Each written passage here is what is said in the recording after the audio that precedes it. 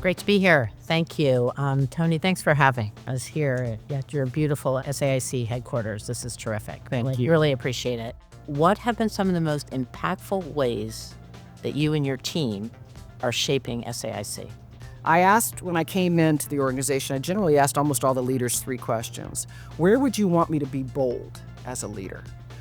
And then where would you want me to be cautious, meaning be aware of not trampling over things that were cultural legacy items of this company? What should we celebrate? What do we celebrate? I did learn that from my previous experience at Microsoft with Bill Gates. He said, you can learn a company by what they celebrate. And I wanted to understand our company by what we celebrate. And so that was the conversation that I had with the leaders. And I think we decided as a group collectively in building a multi-year growth strategy that we needed to be much more articulate and explicit about not only that we wanted to grow, but how we wanted to grow, in what direction, in which growth vectors. We have 1,000 of our team members that really are focusing on bringing AI solutions to our clients. So BCG, we create a lot of documents. Yeah. We do a lot of research and we have a lot of proprietary data. So we're creating a utility whereby we can very quickly search our proprietary data, match that up with OpenAI and what's available externally, bring it together to actually synthesize it into analyses, and then even create a document, first draft document that actually explains it. And it's work in progress and we're improving as we go, but it's this notion of having a good first draft, let's call it in a week. And actually we're finding it is increasing quality as well because of the ability to reach in to our systems and get kind of the very best BCG experience on topics. How is that landing at BCG? Your use of Gen AI, how that first draft and how people react to putting their time towards the higher end, where you want them focused versus getting that first draft out, leveraging tech. If we look at our data, the adoption has been good, but the adoption is best with the least tenured individuals, because those that are more tenured have done it the way they've done it for a number of years, and they feel good about the way they've done it. There's a top-down element. All of our, what we call MDPs or partners, have to take a serious set of training around this and how to use the tools. But my view is it's gonna be bottom up in terms of how we get there.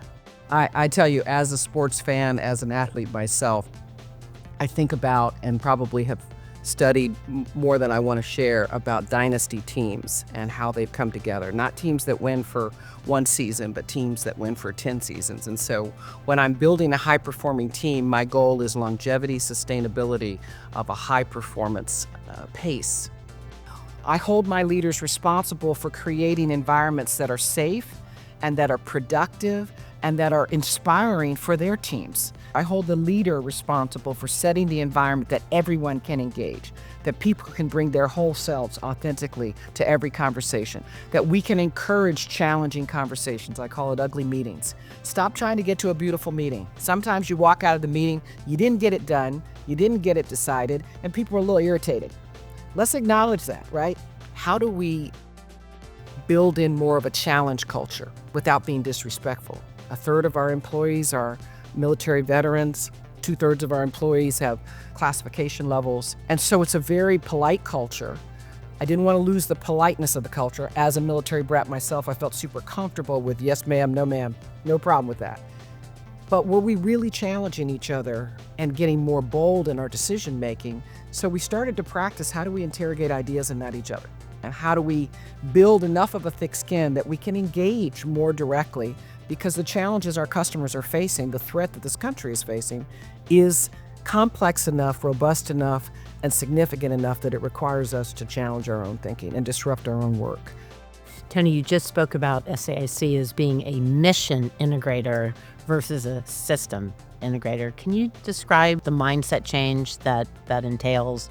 Experience, expertise, and an ecosystem of partners that know how to truly plug and play their capabilities. That, I think, is the next generation of what mission integrators will look like. And it's a different standard. That is the new expectation of, if you will, the big parts of our market: national security, civilian agencies. They don't want to be tied to proprietary, vertically integrated, if you will, old tech and tech debt. I'm super excited about the opportunity SAIC has not only to be a mission integrator, but to set this category into the market as a new category of company that doesn't quite exist now. 70% of the change, we believe, is going to be the people. Yeah. And when we work with our clients, for example, a leading insurer, working with the underwriters and actually leveraging Gen AI to do underwriting better in terms of the result and faster. And the way we try to sell it, and I think it's quite, it takes toil out. We still need your judgment, your underwriting capability, but some of the things, which is around document gathering and reading contract, you can take some of that toil out. But it's no small thing. It's no small thing. Taking toil, I love that though, taking toil out. And it's amazing how people will grab back for toil. Yeah. Out of, like, they will complain about it until you take toil out, and then they recapture toil as a sense of who they are and what their job is. So some of it is this idea of, if you take one thing away, what is the new? How well can we paint what the new looks like so people don't feel like they let go of some part of their job, but they've actually optimized?